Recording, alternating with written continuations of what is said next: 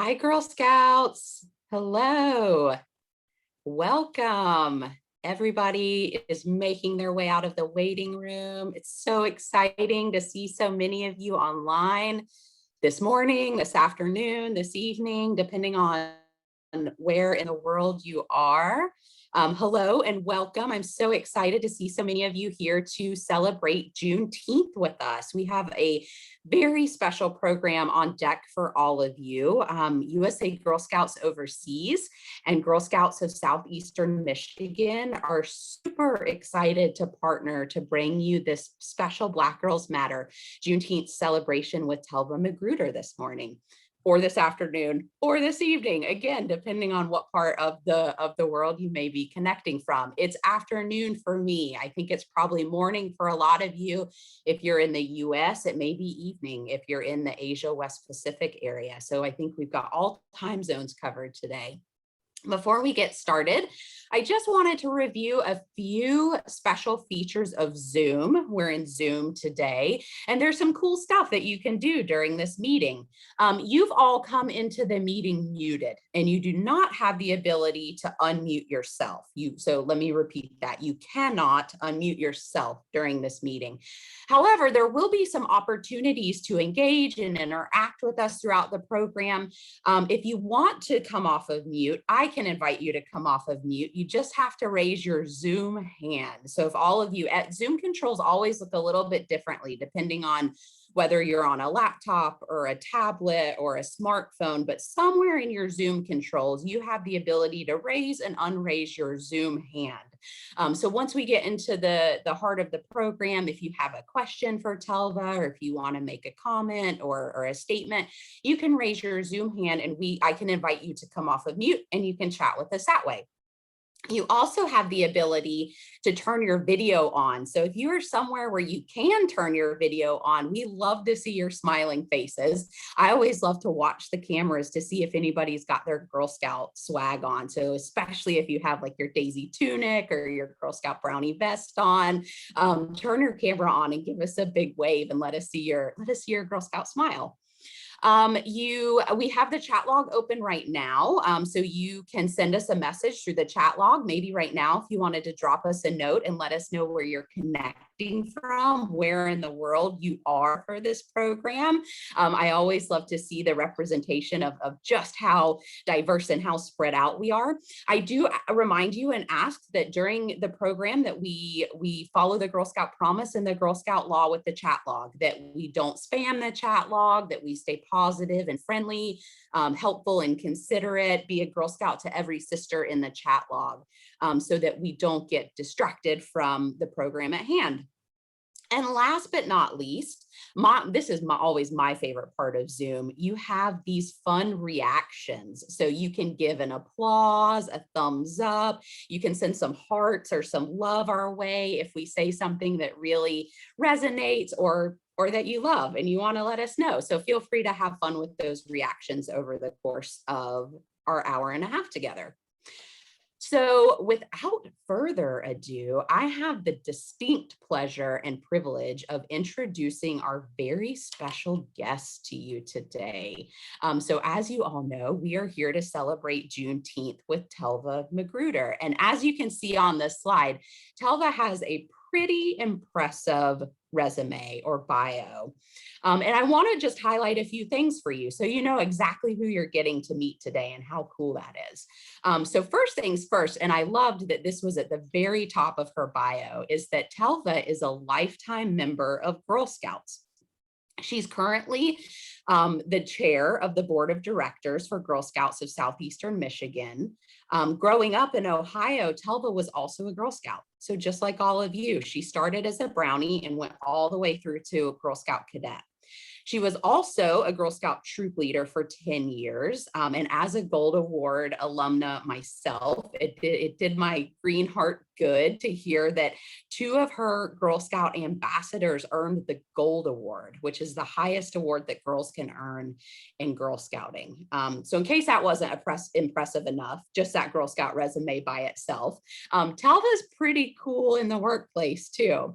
Telva is currently the Chief Diversity, Equity, and Inclusion Officer at General Motors. What does that mean, right? That's a lot of big words, right? So in her role as chief DEI officer, Telva creates high performance in an inclusive culture, and she creates pathways of entry and career development. So that means that Telva may be the reason that one of you Girl Scouts works at GM in a few years. Pretty cool, right? So beyond her work in diversity, equity, and inclusion with GM, Telva is also a little bit of a STEM, or not a little bit, Telva is a lot of a STEM superhero. So if any of you have attended any of our STEMinist programs, another program series that Girl Scouts Overseas runs, you've met a lot of STEM superheroes today. And this feels like a little bit of a mashup or a crossover for me today, because not only is this a great Black Girls Matter program series where we celebrate Juneteenth superhero. Telva has earned her BS and her MS in electrical engineering from Purdue University. And in some of her previous roles, worked to reduce carbon footprint through energy efficiencies and renewable energy procurement. So pretty super cool stuff in the STEM industry that she's doing. And in case, if you're not already exhausted just thinking about what it must take to do all of that, right? Telva also is fiercely committed to service and helping others become all that they can be. She volunteers as the vice chair of the Board of Advocacy and Resource Development for Oakland University School of Health Sciences. She's on the advisory board for the University of Michigan School for Environment and Sustainability, and she's a board member for Engineering Tomorrow. And she also has a lovely family that she manages to and loves to spend time with, her husband, her son, and her 2 daughters in Michigan. So I was telling Telva just a little bit before we started the program that I took the privilege of grabbing a few of my favorite photos from Telva as I was Googling her to learn a little bit more about her. And I love this lineup of photos because to me, this really says Telva. In the little bit of time that I've got to spend with Telva to get to know her working on this program for all of you, she somehow manages to do it all, right? The photo on the left is Telva in her robotics mentor role. You've got Telva in her Girl Scout uniform, Telva in her formal attire, accepting an award for probably being a pretty cool STEM superhero. So I'm so privileged and honored to have Telva with us today. And I hope that you all are as excited as I am. And I'll leave it with my favorite photo that I grabbed of Telva here, which again, really, I think just kind of brings Telva into picture for you, who exactly you're getting to meet today. Just this dynamic woman inspired by the people who maximize the value of the present moment. She not only is she a STEM superhero, but she's also a martial artist, a community servant, and she's still loves to do things that everybody does, right? She loves to read, she loves to do jigsaw puzzles, she loves to draw. So with that, I'll stop gushing about Telva and let you finally meet Telva and turn things over. Telva, once again, thank you so much for joining us today. We are so excited to have you, and the floor is yours. Taryn, oh my goodness, thank you. I don't even know what to say. That was a big surprise for me too, that Taryn shared so much with you about me. Thank you, Taryn, for inviting me to think of ideas of how we might really inspire Girl Scouts around the world, first of all. And so thank you very much to you for your creating the little seed that has grown into what we're doing today. And I'd also like to take a moment to thank Tiffany Griffin, who leads our programs at the Girl Scouts of Southeastern Michigan, and Justin Williams, who leads diversity, equity, and inclusion for us at the Girl Scouts of Southeastern Michigan, for ideating with us on what we might want to do with all of you today from around the world. And I am having a fantastic time looking at all of you commenting on where you're from around the world, around the United States and around the world. It is so super exciting to be able to have this time with you this morning, and afternoon and evening. Yes. And normally I only get to say that at work, so at General Motors, I'm at a global company. And so we'll often start meetings really early in the morning. And so I get to say good morning, afternoon, and evening, but I haven't had an opportunity to do that with Girl Scouts. And I just want you all to recognize this moment you're in with girls and volunteers and parents from around the world, all of us coming together at the same time to learn about Juneteenth and to celebrate the Black community, the African American community, and the Black girls that are in Girl Scouts, and giving all of you a little bit of perspective that will help you understand their history, which is our history, and not only our American history, for sure, but also we know that this American history has influenced the world as well. So it's really collectively our global, it's this historical understanding helps us understand our global context, even today in 2021. And so one thing, it's a question, why are we here? So I was just talking about that. Why are we all talking about Juneteenth? That's why. And what's even greater is that Girl Scouts are around the world learning about different cultures and taking a moment today, all of our Girl Scouts overseas, to dive deeper into their home US culture. When I was in college, that was actually the first time that I learned about Juneteenth. My family didn't celebrate Juneteenth when I was growing up. And so the first thing I want to share with you is that, whether or not you're Black, you may be thinking, wow, why is it all of a sudden, kind of last year, or maybe just this year, I'm hearing about Juneteenth? And you may be feeling bad about that. You may be feeling like, well, I should already know about this. Don't feel bad, right? Understand that all of us are a consequence of not only our family history, but the history that goes on around us. And I'll talk a little bit more about that as we go on.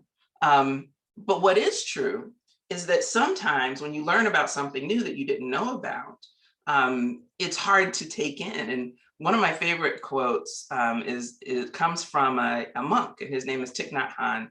And he says, if we take something to be truth, we may cling to it so much that when the truth comes and knocks at our door, we won't want to let it in. And so the other thing that's really cool about us being here today is we're here to learn more, even though we may have learned something else in the past about the Emancipation Proclamation and the end of slavery in the United States. And then the other thing that I'll just use before we get really started and dive into things is another quote that I love, which talks about why it is that we have such varying knowledge about historical events, but also why it is that it's important that we're all here together this morning. And this is a quote by Henri Louis Bergson, and it says, "The whole of humanity in space and time is one immense army, galloping beside, before, and behind each of us in an overwhelming charge, able to beat down every resistance and clear the most formidable obstacles." And one of the reasons I like this quote is it kind of reminds me, I'm a science fiction buff, right? And so it kind of reminds me of time travel. And what it's basically saying is all of us on this call, all of us that are not on this call, is one immense army that some people that were our ancestors existed before us, with us now, and those will come behind us. We'll have people that come behind us. And with all of us together, our ancestors, our current present selves, and the future human beings that exist in this world can clear obstacles together by using the knowledge of the past, the possibilities of the present, and the dreams of the future. We can clear obstacles. And this week we saw huge changes in the creation of a new holiday. And the Juneteenth Independence Day, National Independence Day, was signed into law just Thursday by President Biden after it went very quickly through the Senate and the Congress. And we'll talk a little bit about why, but we have to understand that part of the reason why is because of the history that's been lived, because of the knowledge that exists in the present day, and because of the future that we want to create. So let's jump in and talk a little bit about emancipation.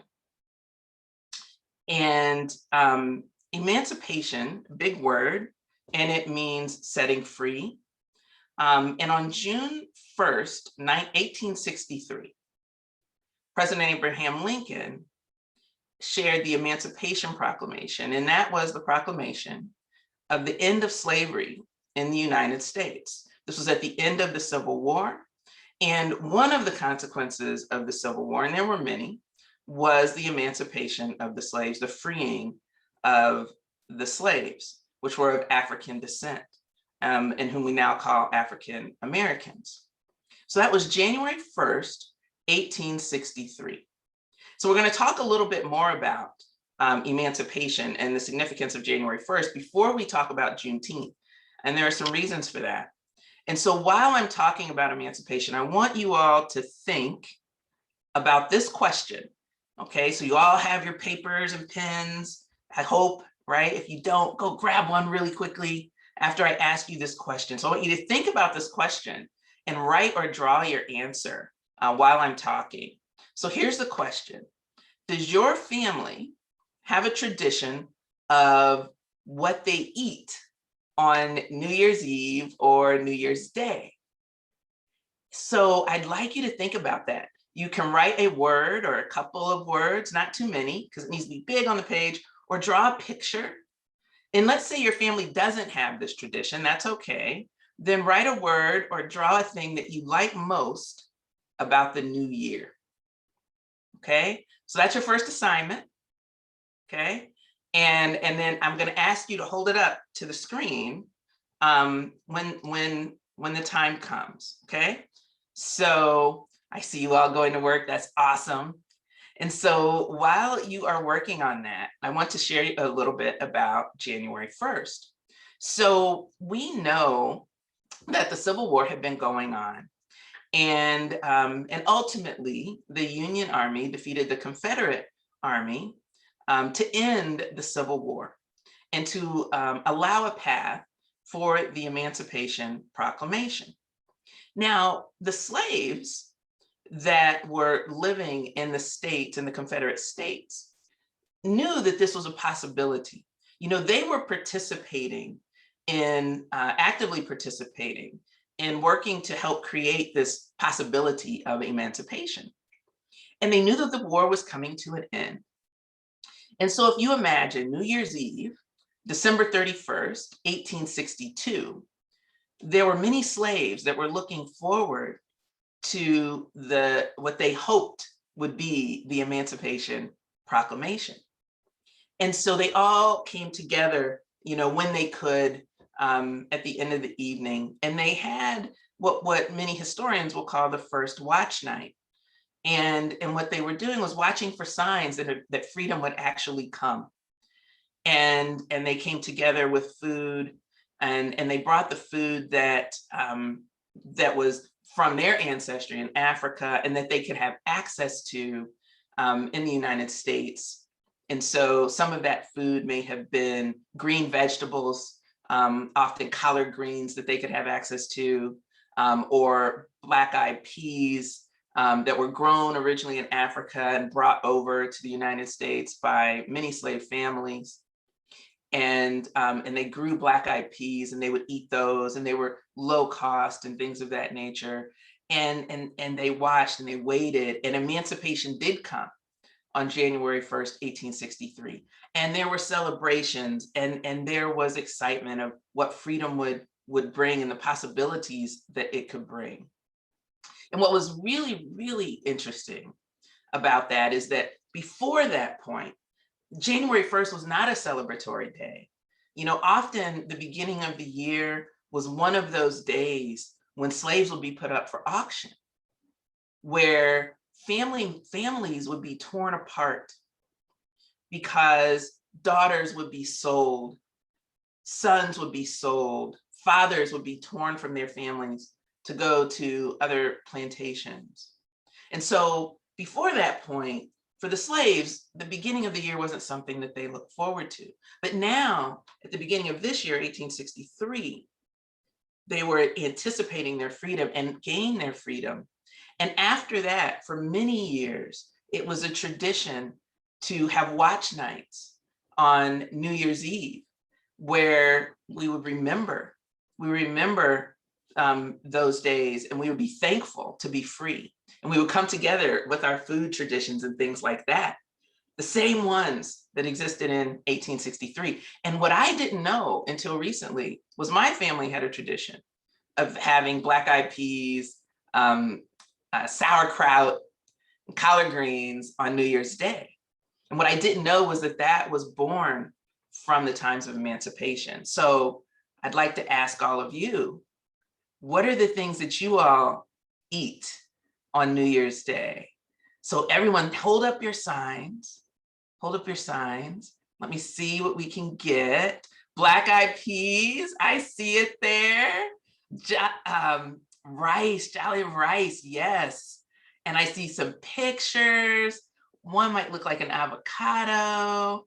And sparkling juice, yes, sparkling juice. We have sparkling juice in my family today. And some have pizza. I see more black-eyed peas. Her Korean grandma cooks Korean food from her grandma on New Year's Day. Yes, absolutely, love that.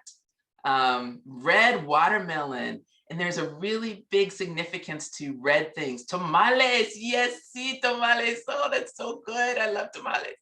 And we have turkey, yes, lobster, crab. So we have a big variety. And what I want you all to remember and think about is that if you have traditions that are in your family, and thank you all for sharing, if you have traditions that are in your family, they come from somewhere, right? And so you might want to ask, why is it we have tamales on New Year's Day? Why is it important? Oh, ham hocks and cornbread, absolutely. Mac and cheese, absolutely. Tons of black-eyed peas, but think about why that is. Like I said, I was much older before I realized that black-eyed peas have been passed on for generations, right? And even today, many of you still eat black-eyed peas, sauerkraut, things of that nature, right? So now let's talk about June 19th, 1865. That's Juneteenth. Juneteenth, it's come to be known as Juneteenth. I don't know how it got mashed up like that, right? But the day we're celebrating is June 19th, 1865. And on that day in Galveston, Texas, what happened was the Union Army, after the end of the war, have been proceeding to ensure that expectations that came out of the Civil War were being met. One was the emancipation of slaves. And so the Major General Gordon Granger arrived in Galveston, Texas on June 19th, 1865, and he announced the end of the war and the end of slavery. And the slaves that were in Texas weren't aware at that time of the emancipation. And imagine in 1865, we didn't have the internet, we didn't have telephones, we didn't have any of that. And so it took a little time for news to pass. But these slaves were not told that they were free. And so the Major General told them that they were free and told the slaveholders that they needed to pay the slaves, that they could no longer have them work for them for free. And that was a huge revelation for the slaves. And I'll tell you, it wasn't easy. It wasn't like freedom was announced and then everyone just ran away from the plantations and left. That didn't happen. While many Black people did migrate north, many did from across the South, including Texas. Many did not. Many stayed. And many were glad to be able to be paid for the work that they were doing. But life didn't immediately change. And, oh, by the way, when the announcement was made that they should be paid, there wasn't anything clear in terms of how much they should be paid. So many made just a little bit of money, just a little bit, right? And some, were convinced to work for things that were other than money, like for a place to stay, because now that they were no longer slaves, they may not have a place to stay. So it was not simple and easy. Yet on that day, it was celebrated. It was absolutely celebrated. And it was celebrated with across all the slave families, the Galveston area, and the word spread. And it became a tradition to celebrate that day, because even though they didn't know exactly how easy it was going to be or how hard it was going to be, they knew it was worth celebrating. So here's your second question. Think about this. We know that there were people that knew they were free before those in Texas. And we also know that people started migrating after Emancipation and after Juneteenth to the north. And you may know that some states started recognizing Juneteenth as an observance or a holiday later on in history, right? So 1865 was the beginning of celebrations that occurred year after year, and the slaves that migrated took those celebrations with them, right? To celebrate Juneteenth all across the United States. And eventually, there started to become laws that saw Juneteenth as a holiday or an observance. So my question for you, just write a number. How many states had recognized Juneteenth as a holiday or an observance as of 1 year ago, as of June 1st, 2020? Take a guess, just write a number, right? So we know the federal holiday was just passed.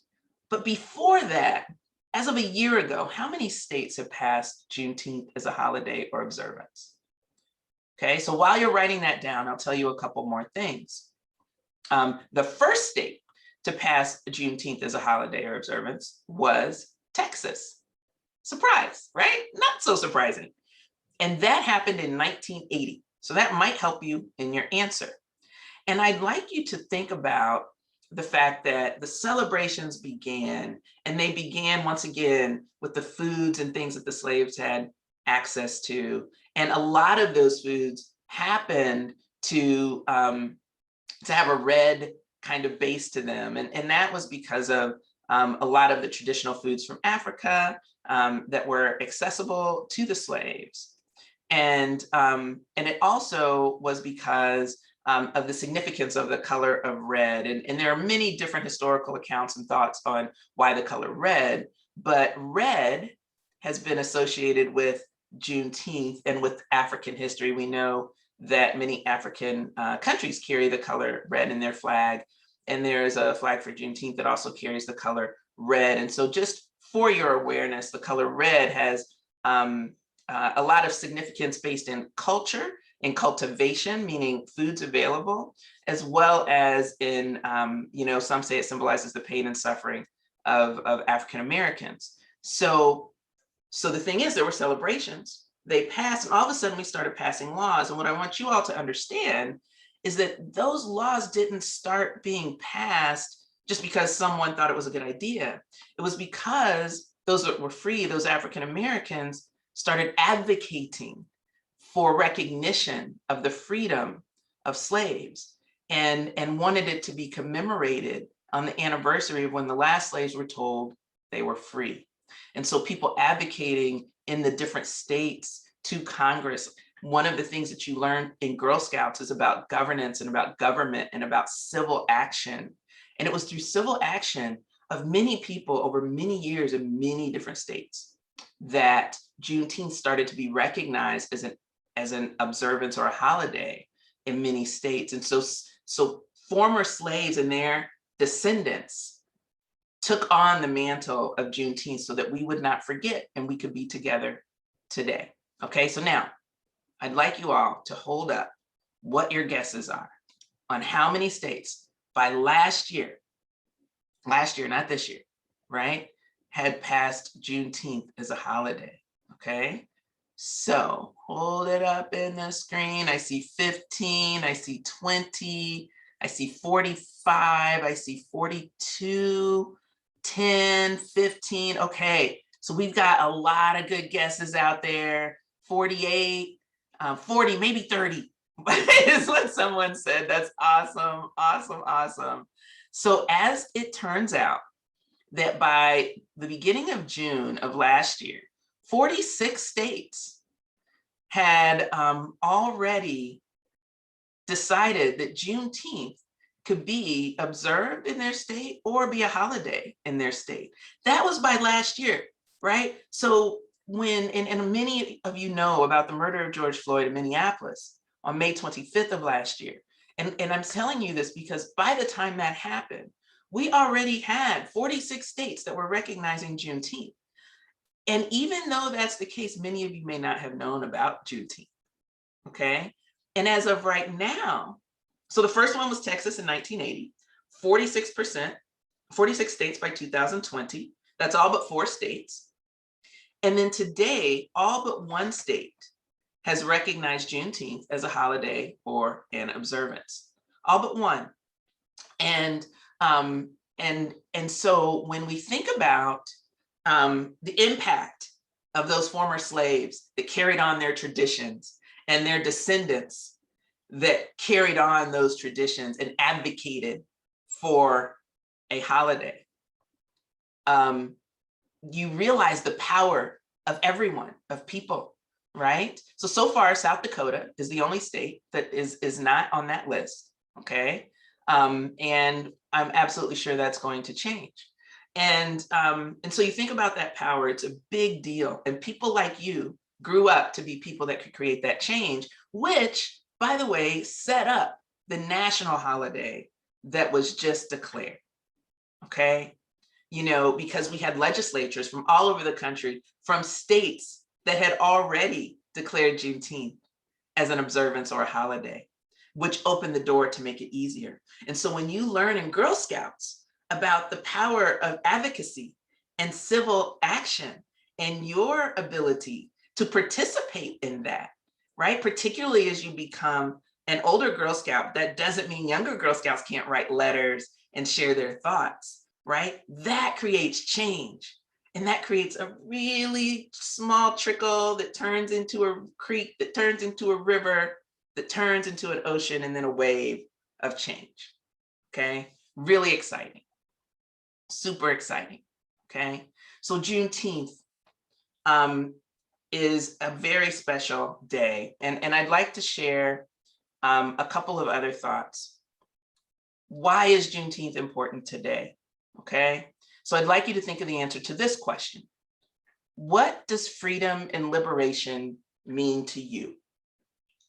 Okay, you may write 1 or 2 or 3 words, or you may draw a picture, and I will try my best to interpret your pictures, okay?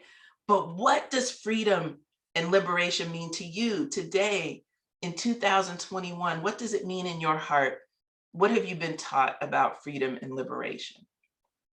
Okay, so when I think about why Juneteenth is important today, I think about so many things, right? I think about what this world, you know, might be like if there had not been liberation of the slaves, right?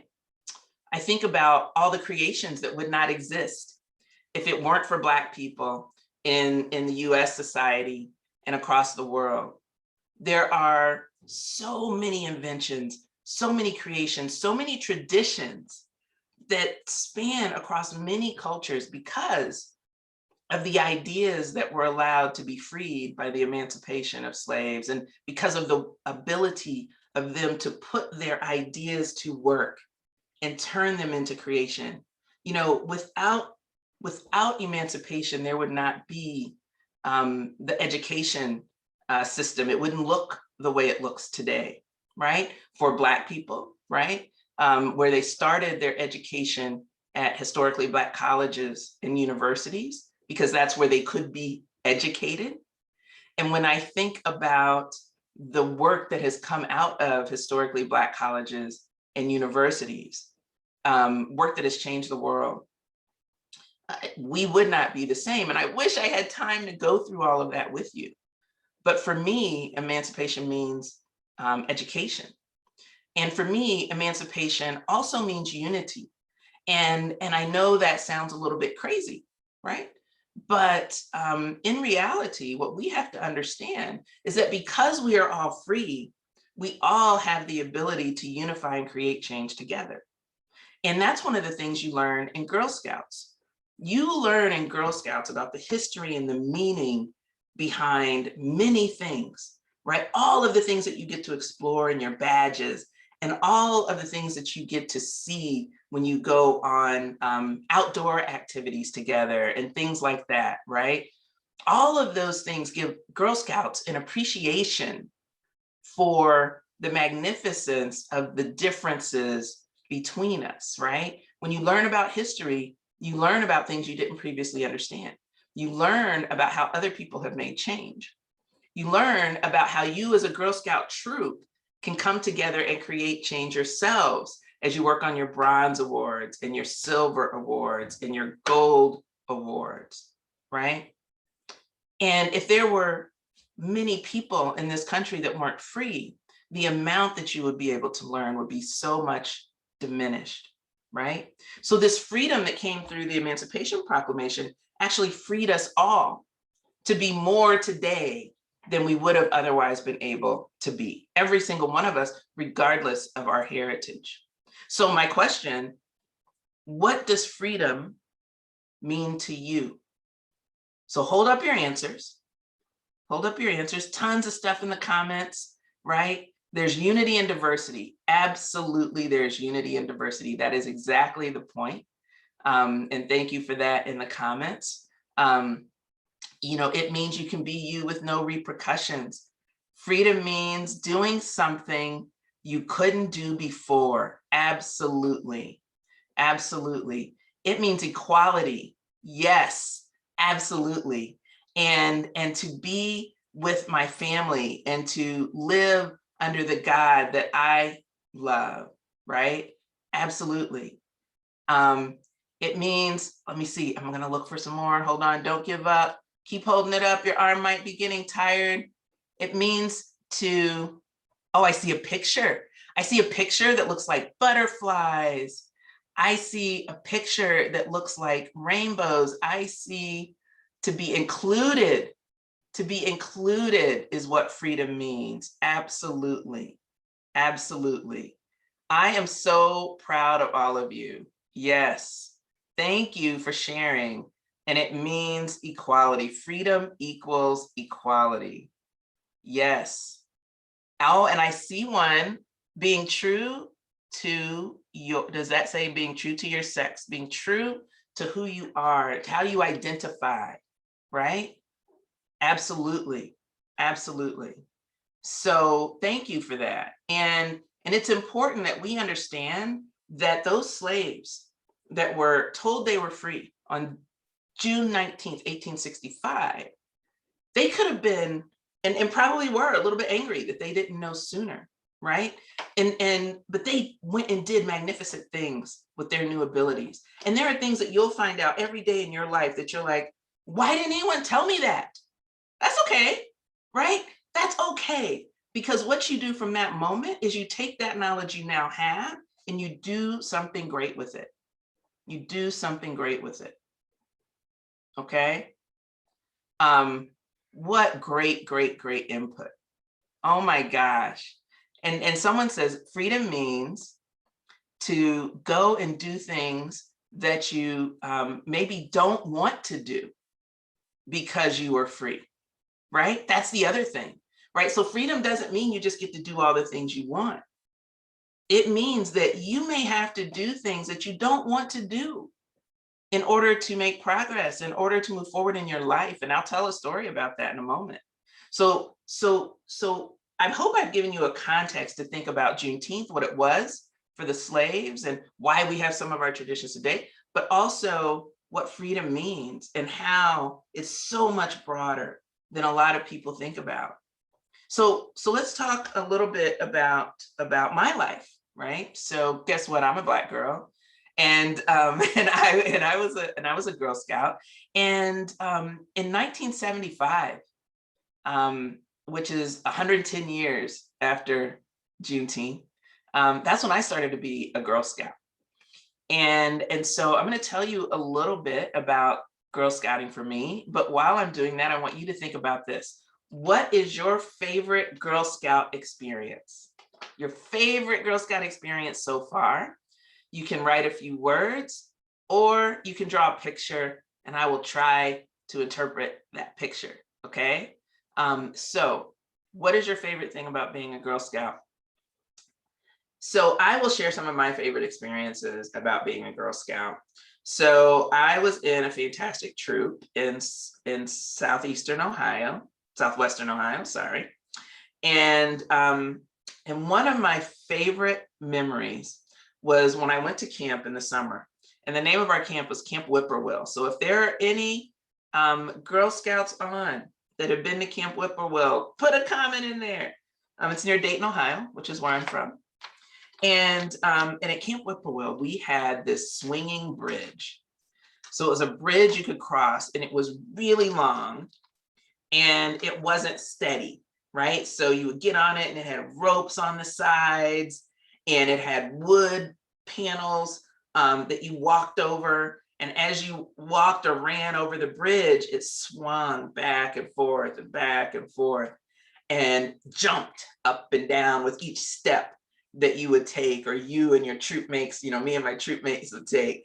And it was so scary, and it was going over this little creek. And but we would go year after year after year to Camp Whippoorwill, and we would pitch our tents, and sometimes we would stay in cabins, and we would do all kinds of exploration. And we look forward to canoeing, and we look forward to going over that swinging bridge. And I remember the first time I did it, I was pretty young, and I was so scared.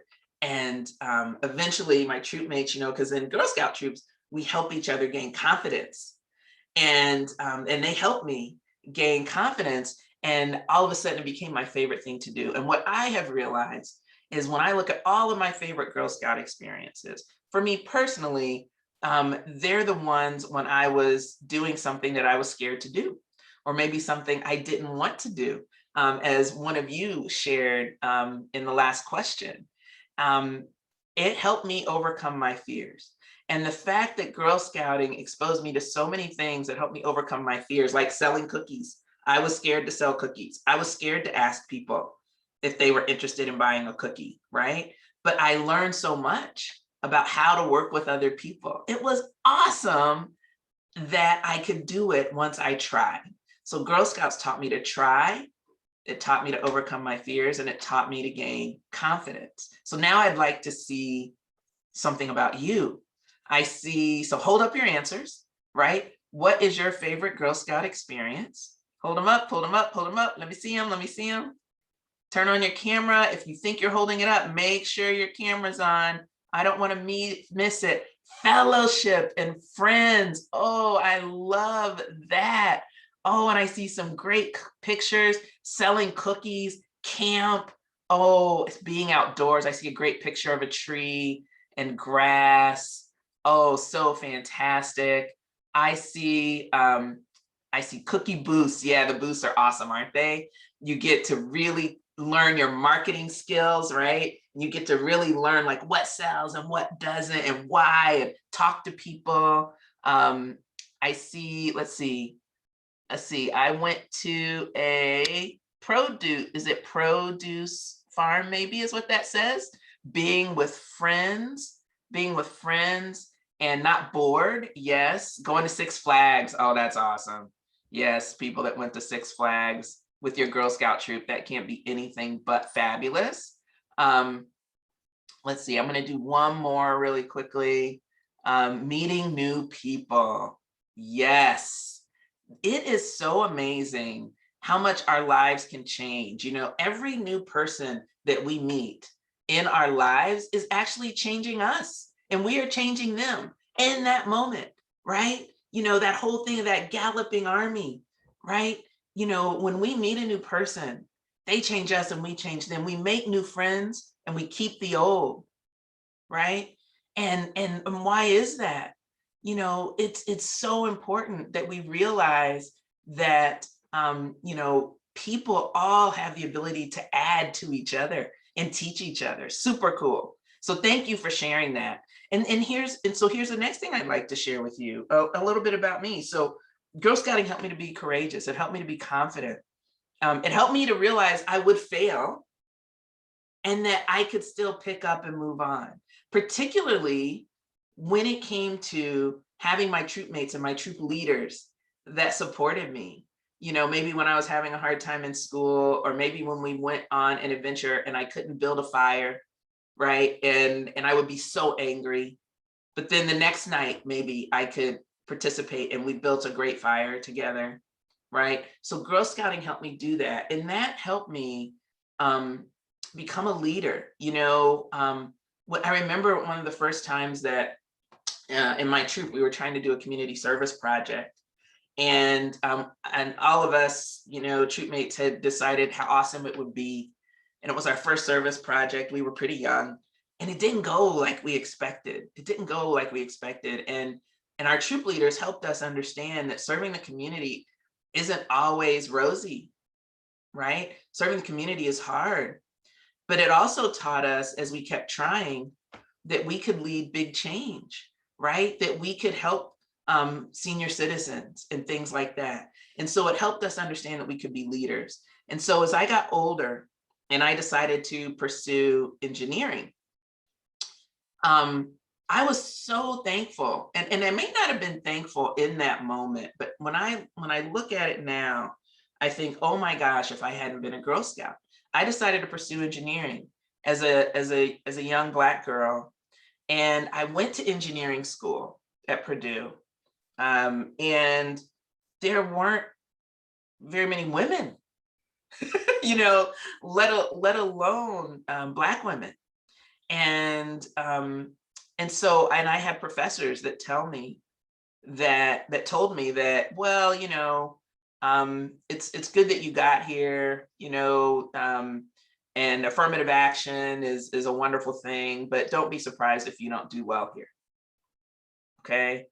And yeah, they would tell me that, and they were supposed to teach me.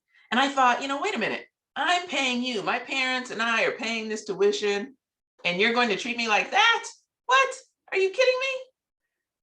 Well, what I remembered was why I was there. And I was there to make the world a better place. And so here's your last question.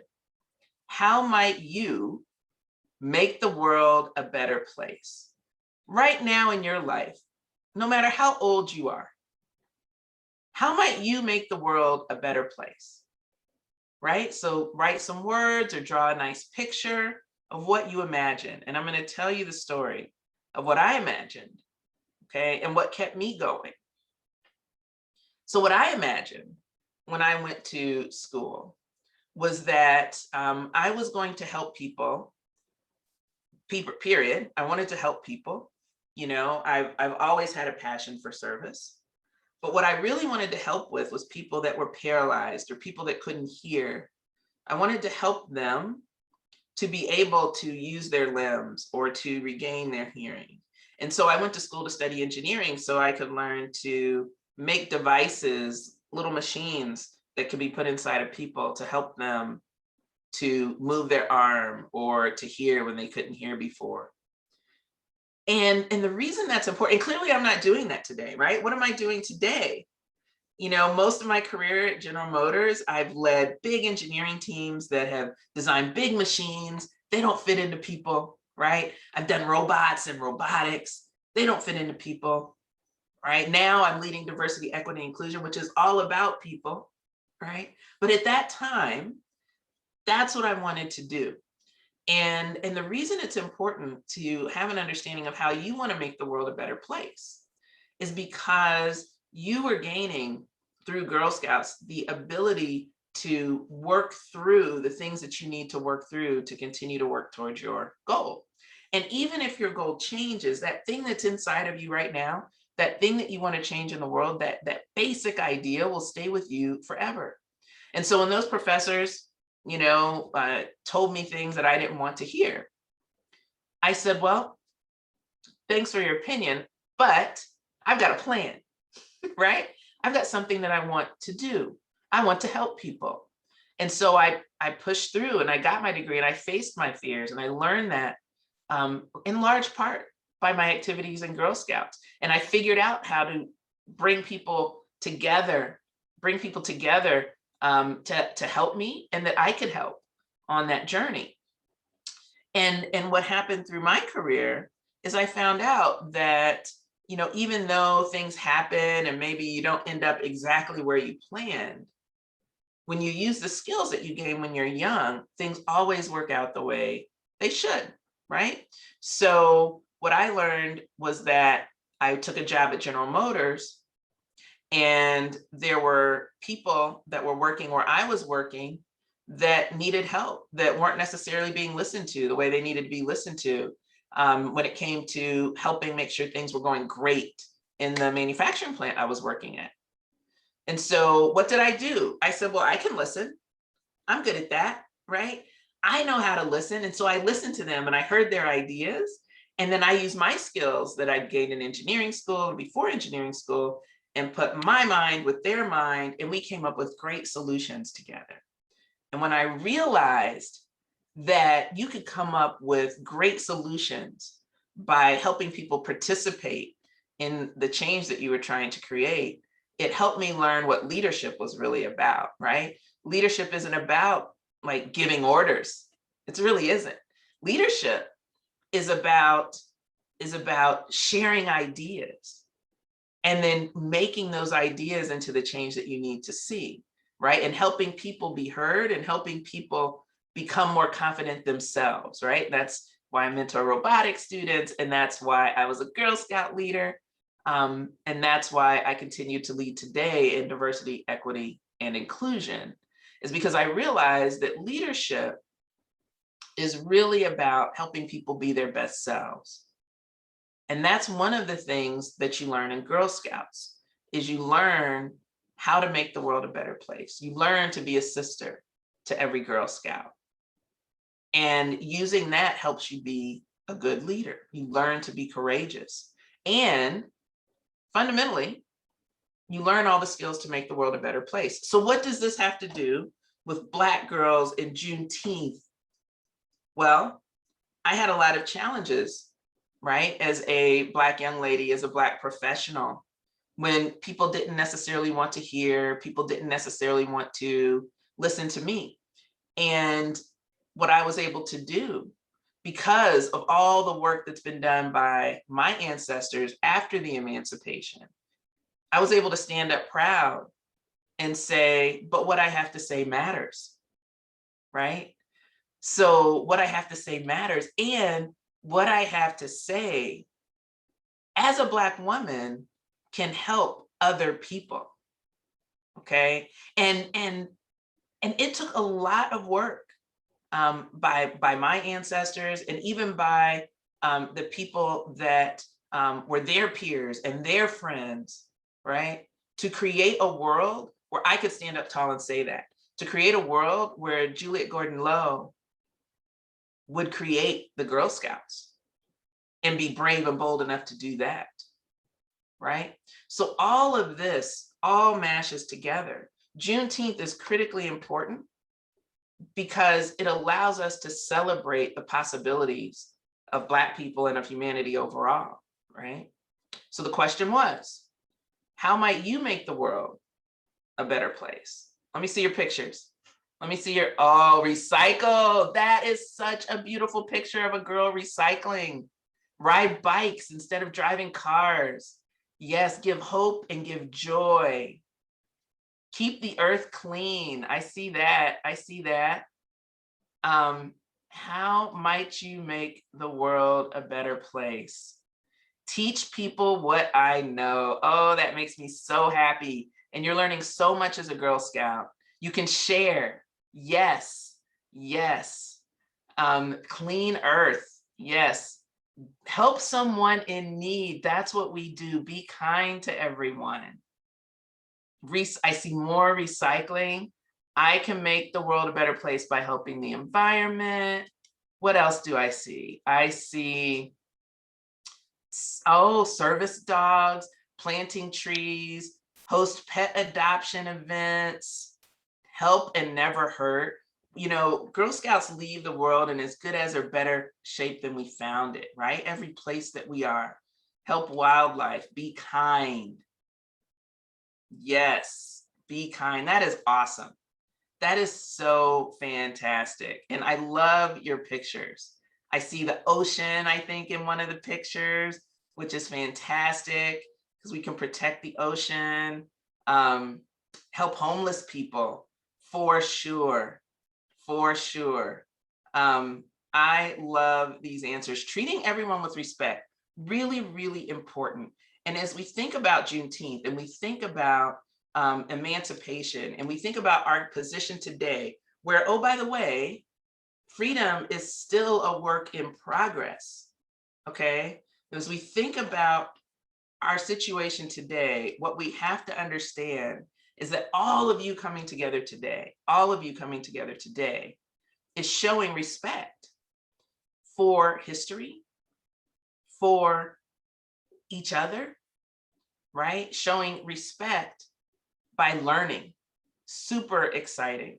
So I'm going to summarize what we just talked about, and then I'm going to open it up for questions. And any question is fair. Doesn't have to be about Juneteenth, okay? If it's about Juneteenth, then I'm going to do my best to answer it. If it's about Girl Scouts, awesome. If it's about all the things that Miss Rimland told you that I do, that's awesome. If you want to learn about anything, feel free to ask a question. And so we talked about the new year, and we talked about the date of the Emancipation Proclamation, January 1st, 1863, and how it created family traditions that last through to this day in many Black families. And some of those traditions have spread to other families as well. And with that, I want to tell you a super quick story that's also about Black families to give you insight into Black families. One of the things that happened, I mentioned on Emancipation Day, was that there was celebrations that occurred year after year after year on January 1st, also, not just June 19th, right? And one of the ways that Black families would honor emancipation was by coming together as a family, because as I told you, many years prior to emancipation, that day was the day that families would be torn apart. And even when I was young, a tradition that carried through with my family was that my grandfather on New Year's Day would make rounds to every house of every family member that he had. And he would come in the house and he would cross the threshold and he would come in the door. And the reason he did that was because my family believes that that's good luck, that the first person to come to your house on New Year's Day should be a man, and it should be a member of the family. But it's also symbolism of the family coming together. And he would bring food, and as the day went on, he would partake in the black-eyed peas and the collard greens and the pork and the sauerkraut that my family would eat on New Year's Day. But he made his rounds. That's what he did all day long to carry on that tradition and that meaningfulness of families coming together as opposed to families being torn apart. So know that holidays should be meaningful, right? Whether we're talking about Juneteenth, we're talking about New Year's Day, you know, we don't want it to be a day that's just another day off, let's say, in the case that that happens, right? We want it to be a day when we understand why we're celebrating the traditions that we're celebrating. The other thing that we talked about was that small, consistent change leads to big change, okay? So think about the federal holiday that was just declared and how a year ago, 46 states had already acknowledged this day. And now 49 have acknowledged this day, and now we have a federal holiday. That was due to a lot of work by many people over time. Small, consistent change leads to big change. The third thing is what freedom means to you and how it lives through you today. You know, you have the ability to make freedom real for yourself and for so many every day. And that's something else that we celebrate on Juneteenth.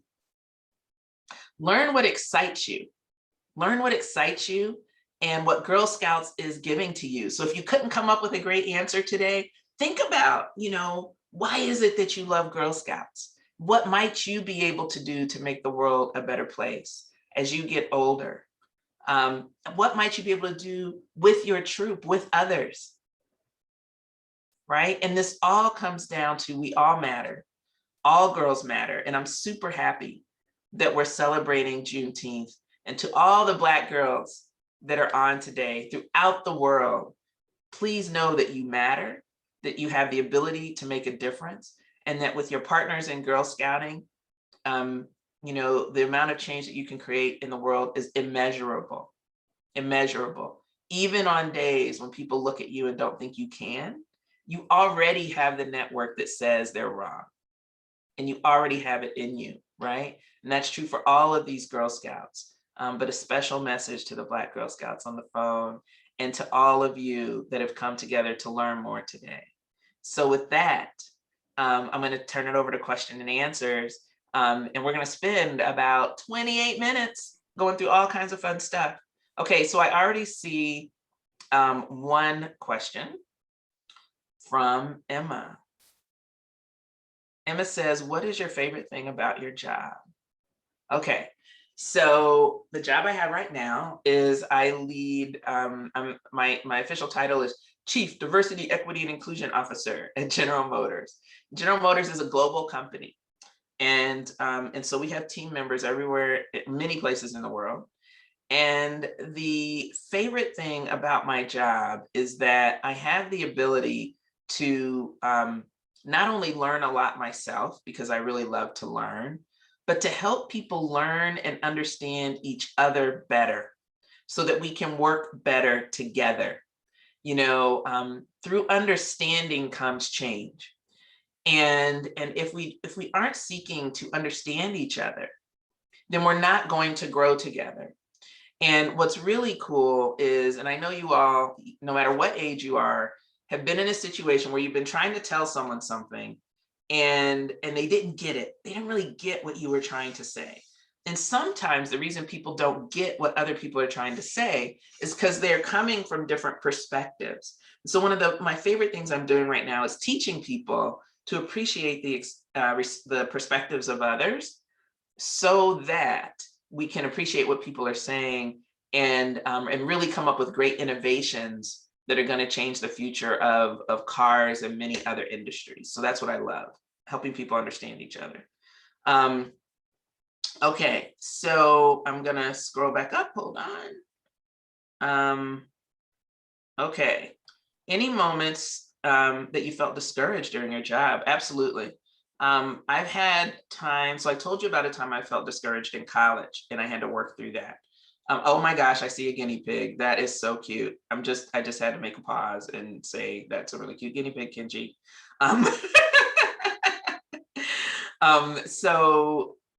Any moments I felt discouraged during my job? Yeah, wow.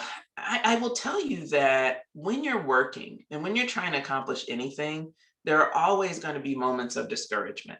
There are always going to be moments when you're trying to figure out, am I really good enough to do this?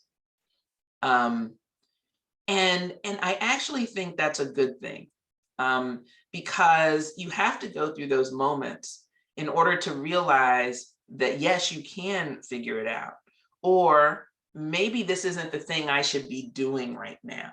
Okay, so one example, I have been working on a project that I thought was really important, and that I thought would really change the business.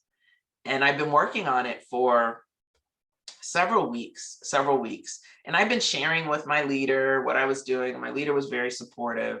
And then we got to the point where we were going to share it with a broader group, and we did that, and the broader group said, why are you working on this? And I had trouble explaining it in a way that they could understand and agree with. And so we left that discussion, And it looked like the project that I had been working on was going to fall apart because I had done a bad job at explaining why it was important. I hadn't even thought that people would wonder why it was important, right? And that also, you can see that when you're working on a lot of social issues and things like that, because you understand it so well, you can't imagine someone else wouldn't understand it, and because you're so passionate about it. And so that was a really discouraging moment. But what I realized was that I needed to understand their perspective. And so I did that. I did some research and working with people to understand their perspective. And then I went back and shared the project, slightly modified in a way people could relate to. And then it worked out. Okay. Let's see. Yes, I am in contact with, my Girl Scout friends. I absolutely am. Facebook has been a great help for that, because before Facebook came around, I was probably only in contact with about 3 of them. But since then, almost all of us have reunited, and we share pictures of when we were in scouting together. And we can watch our families grow, and a lot of my scout mates have girls and they're scouts as well now, just like me. So that was pretty cool. Have I ever experienced racism, and how did it affect my point of view? Yes, absolutely. I have experienced racism. I told you one story about how I experienced racism at my university, and at the time when I realized that I had professors that weren't necessarily interested in my success, and frankly didn't think that I had a chance to succeed, that was hard to realize. But what did I do? I had to know that, me being there was not coincidence. I had to know myself why I was there, that I had earned my way there, and that I would earn my way through the university. And so in that case, how it affected me was me just frankly doubling down on, holding those professors accountable and making sure that they provided to me what I deserve, as well as building friendships and getting mentors that helped me. When I think about work, it's really interesting, because a lot of what we face in life, in life, whether it be in work or outside of work, is built upon the history that has surrounded us, right? That's before us, with us, and in front of us, and so there are a lot of things that just exist in life that are in the way. And my perspective on that is, I need to be part of creating the change that's going to decrease racist behavior, right? I don't take the position that I'm going to be angry or mad. From my perspective, and I adopted this when I was very young, when I would experience things that were unfair and just not right, was I'm not going to lower myself to that level. That's how it's affected my point of view, right? I'm not going to let that negative energy that's coming at me pull me down, right? Because then I'm moving to that level. I don't want to be at that level, right? And so it's very, my personal point of view is very similar to, what many of you have heard Michelle Obama said, we're going to take the high road, right? Because I don't want my energy to go there. I want my energy to stay high. So that's my point of view. And as a child of color trying to work in a STEM field, what advice would you give me trying to work in a STEM field, trying to work at NASA? So guess what? And I can't see your whole name, but it's a great question. I used to work at NASA. I actually started my career at NASA. I went to college on a scholarship from NASA, and they had really high expectations of me. I applied for the scholarship, never thought I would get it, and I got it. And then I had to, keep my grades at a certain level in university, and then I could work there. So I started my career there. And when I started my career there, so that was like 1988, it was very different than it is today. Yet there were people there then, as there are now, that wanted me to succeed. Okay. So the first thing I'm going to tell you is, find the people that are really committed to helping you be successful, right? One of them should be your leader, but there are certainly, at whatever location you're working, people that believe in you, and ask for their advice and ask for their input, gain mentors, and listen to them very well, but don't necessarily take everything they say as perfect. Just take it as input, and then trust your gut in how to move forward. If you don't feel like you're being listened to, which happens a lot of times with female talent in STEM fields, right? So there aren't many of us, right? Only, let's say overall, say 23% of people working in STEM fields are women right now. So if you don't feel heard, then what you do is you develop techniques to be heard, and you also develop allies that can help speak up for you if your voice isn't being heard. And most importantly, know that your technical contributions are relevant. So don't minimize yourself, right? Don't let it get in your head, right? Know that what you're doing matters. Find the right partnerships to help elevate it. Okay, you teach people, they'll support you, and it becomes a sustaining cycle. And always take your seat at the table. Okay, even when you feel like you're not being heard, always sit at the table in a room. Always. Okay, and don't marginalize yourself. The last thing I'll say, and this is for all women, right, working in STEM and that have dreams of working in STEM. Okay, is that, this is a two-way street. So yes, it's frustrating when maybe you have a great idea and then someone else says the exact same thing 10 minutes later, and then all of a sudden it's their great idea. That can be very frustrating, but there are ways to work around that, right? There are ways to say, to the people that were in the room, I'm glad that you like that idea. And, as I had stated a little while ago, I think this is the right direction, and let me participate in helping you with it, right? So there are ways to make sure you're always present. Don't shrink back, okay? You want to bloom where you are planted. Bloom where you are planted. And I promise with that consistency, it all works out. And so that all of a sudden people are looking at you going, wow, that was awesome. That was awesome, okay? I don't have a favorite color. Sorry. My favorite Girl Scout cookie is the Thin Mint, bar none. Thin Mints forever, everyone. Thin Mints, always. So don't ever get rid of the Thin Mint. I will protest. Was I ever discouraged because of my skin color? No. I mean, I've always been proud to be Black. I've always been proud to be Black, and so my skin color in and of itself has never discouraged me.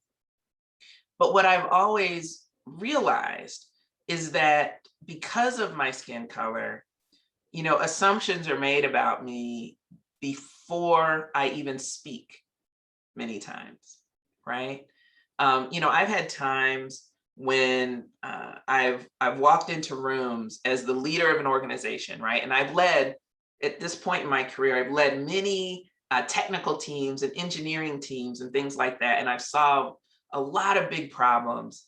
And I've had points in my career, more than one, when I was meeting someone for the first time, right? I drive to another state to meet people that work in a different company that we're working with, and we're trying to solve a problem. We have a big issue.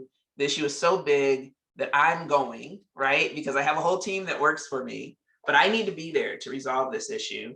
We've had email correspondence back and forth. It was before we put pronouns at the end of our names, right? And so people didn't necessarily know that I was a she, and they definitely didn't know that I was Black, okay?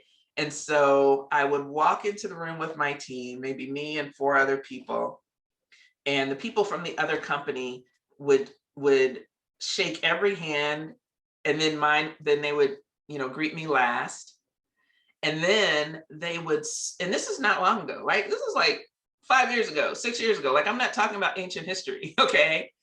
And then they would start talking to the white male in the room, assuming that they were the leader. And then the white male would say, well, you need to ask Telva that question, right? Because here she is. And in that moment, I could be angry, I could be frustrated, but you know what? Nope, that's a learning moment, right? That's a moment where all of a sudden their view of me has just changed. And I now have the upper hand because they're embarrassed. Okay, let's start with that. They're very embarrassed.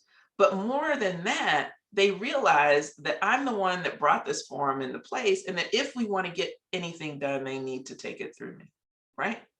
So, and then I proceed to be just as polite and courteous with them as I need to be in order to get the job done, okay? And sometimes, oh, by the way, that's not super polite and super courteous, because sometimes you just need to get the job done, right? But they understand that at that moment, they understand that I've earned that position. So while it is really hard sometimes to, make your way through as a woman, as a young lady, and then as a woman in any field that you're in, while it is difficult to do that, what happens every step of the way is that there are others that realize how difficult that is. And so to some extent, as you all become the leaders that you will be, and as you all start to contribute to society the way that you will, your contributions will have really, really, will have a high level of power, because people will realize what you've had to overcome in order to make those contributions. Okay. So no, I don't get discouraged. I just take advantage of every moment. Okay, and keep moving forward. All right, so yeah, so the question asked about what's my opinion on things that have been happening when it comes to racist people or racism overall. So for everyone on the phone, regardless of where you are in the world, the first thing I'd like you to understand that's pretty sad, but very true, is that the idea of race, yeah, we all look different, okay? I'm not talking about what we look like. What I'm talking about is the idea of race is something that was created in order to separate people, okay? So this concept of race, it's actually the idea of people to create this concept of race. Okay, so before that happened, we were just all people, and guess what? We're still all people. But this concept of race was created to divide us, and to hold certain people back while others could excel. And in our country, certainly, the impact has been primarily on Black people, and then other people of color, right? Also on women, which isn't racial, right? That's a whole nother topic we could get into.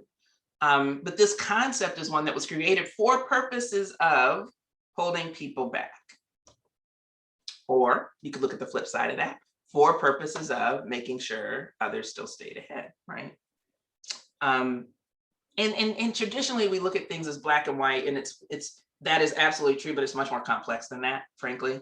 Okay, so when I think about racism, what I think about is that racism is really all about people trying to get ahead and stay ahead.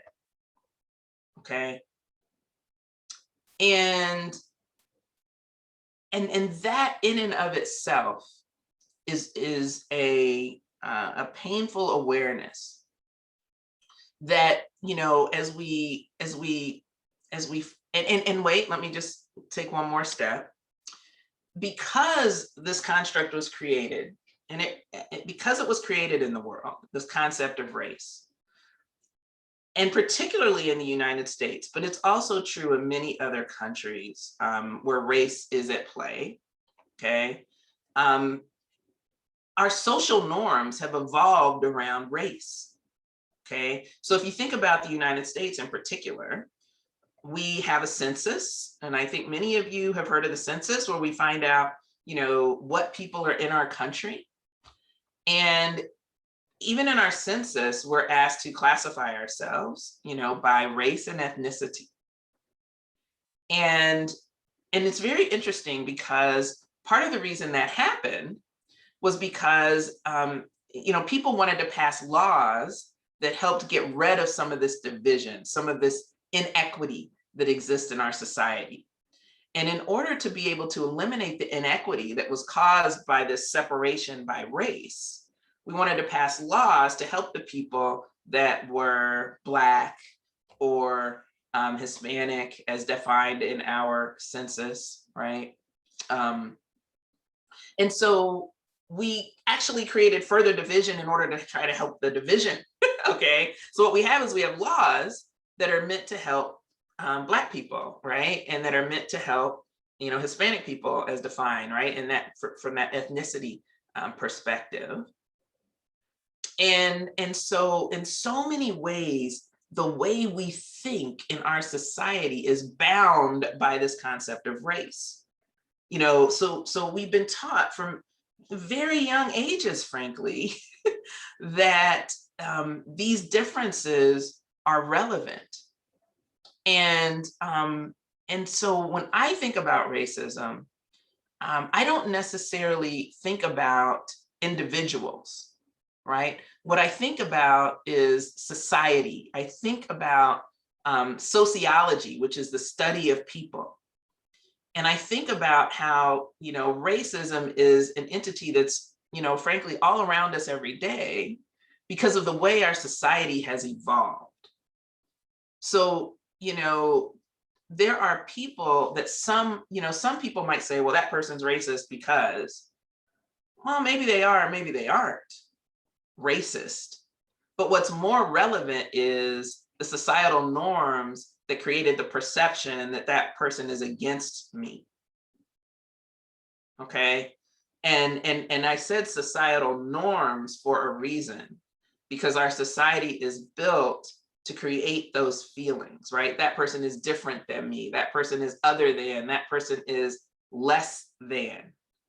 And so what we have to recognize when we think about race, when we think about racism, is that a lot of the results that we see in society today in processes and laws and procedures and justice or lack thereof all comes from this huge construct that we built as a society where people are behaving the way they think they're supposed to be behaving.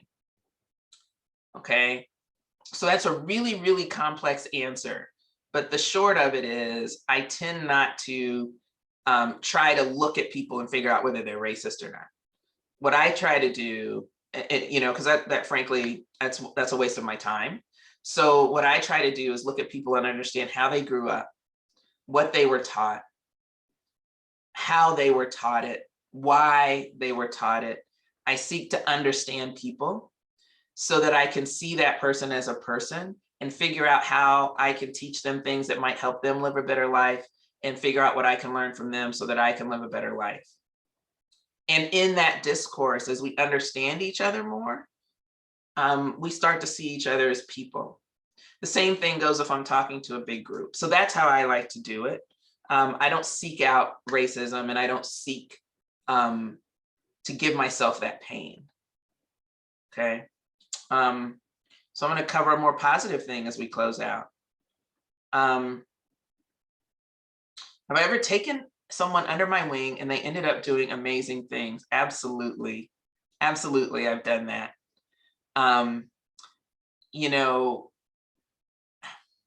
It's the most gratifying thing to take someone that you see struggling, right?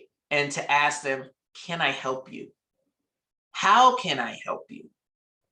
and to any volunteers or parents or, leaders that are on the phone, and to all of you Girl Scouts, to ask someone, how can I help you? I had a young lady that I was mentoring, and she had just graduated from high school. She was in college, and she was studying engineering, and she was really having a hard time because it's hard. And she was giving up on herself. And and I had the opportunity to meet her. She asked if she could spend some time with me, and I said, sure, of course. And she told me about how she was struggling, and she was asking me, she was like, how did you do what you do? And then this was one of the first times that I learned that what's more important than me telling someone how I did what I did is me understanding how I can help someone else, right? So I asked her, I told her a little bit about how I did what I did, but I asked her, I said, what are you struggling with? How can I help you? Because this isn't about me, and yes, we learn by learning from others, but a lot of times we learn by looking inside and looking at ourselves and understanding what we're struggling with. And so then we had great conversation about what she was struggling with. And then I was able to help her with those things. And some of that was based on the experiences I'd had, and some of that was based on connecting her to others that could help and helping her rethink her mindset, right? And help her create a growth mindset. And now she is absolutely doing amazingly. She just got, she was able to get through school, obviously. And then she's had some, difficulties at work, up and downs like we all do, but she's just been promoted into an executive position. And not that that's the definition of success, by the way, because there are tons of things you can do in the world besides being an executive and be successful. But yeah, it was just helping her understand herself. And yes, Taryn, when they go low, we go high. And that's absolutely how I think about so many things that happen in day-to-day life. Let's see, we've got so many things. So let me look. A lot of people like s'mores cookies. I see that. They're pretty good. Not as good as the mints. Just saying. All right. What else do we have? We have, I'm still scrolling. We have Telva, I think I could maybe help recap, because there were a couple that came in via the form you could submit in advance. And then I've seen a couple in the chat log too, just now, around the themes of who inspires you. Okay. There was in who is your favorite, insert adjective here. And I think that'll probably be our time. We've got time for that one last question, and that's feels like a great way to wrap up. So thank you, Taryn. So who inspires me? It's a great question. And I'm inspired by a lot of different people, and I'm always inspired by people that are able to find their own way and not necessarily want to fit in. And one of the people that inspires me most is, gosh, there's so many. Okay, so I'll pick one. One of the people that actually inspires me most is my grandmother. And my grandmother just passed about a year ago, but my grandmother was born in the South, and she lost her parents at a young age, and she was adopted. And my grandmother was very, very fair-skinned, very, very fair-skinned. And some could say that she might be able to pass for white. And one of the things that was coolest about my grandmother was she made it very clear that she was proud to be Black, and that even though her roots weren't as clear as she would have liked them to have been, she was always so confident about her ability to help people and save lives. She was a nurse. She became a nurse in the late 40s, which was really hard for people to do. And then she cared for people in hospitals. She cared for people in homes. She cared for people in our family. And she taught us that sometimes people will treat you like trash, and you have the ability on how to respond. she taught me to respond well. And so when you think about some of the answers I've been giving today, the answers I've been giving have been about responding well. And for me, responding well isn't about getting mired in, the bad things that people do. It's in having an awareness of why people do the things that they do and responding well to create positive change. And my grandmother saved lives of people that may not have appreciated it because she was focused on responding well. And she enhanced lives of people that absolutely did deserve it and needed it by responding well. And so I always think about responding well, which may not meet your initial thought, but will always move people forward together. So I greatly admire her. Thanks a bunch. It's 10:32. Sorry, everyone, I kept you 2 minutes late. Taryn. Thank you, Telva. My gosh, your grandmother, I might need to join her fan club along with yours now too. Just the McGruder fan club across the board. What a wonderful way to end. What amazing advice. Gosh, throughout our hour and a half together, but especially that last note I have goosebumps. So Telva, thank you again so much for helping us celebrate such an important holiday. Girl Scouts, you have not had the ability to unmute yourself the entire program. I'm going to change that. When I count to 3, I'm going to give you the ability to unmute, and you can come off of mute and give Telva a big hearty Girl Scout thank you. Thank her for sharing her experiences, for her wisdom, for her knowledge, and really for helping us celebrate Juneteenth. This has been the best Juneteenth I've had the privilege of celebrating so far. So once again, Telva, thank you so much. And thank you as well. I was remiss in the intro. Thank you to Tiffany, and thank you to Justin and Girl Scouts of Southeastern Michigan for this fantastic partnership. I love it when we can reach across the aisle and work together and use our resources wisely. So thank you across the board. Girl Scouts, you all, once I find the button,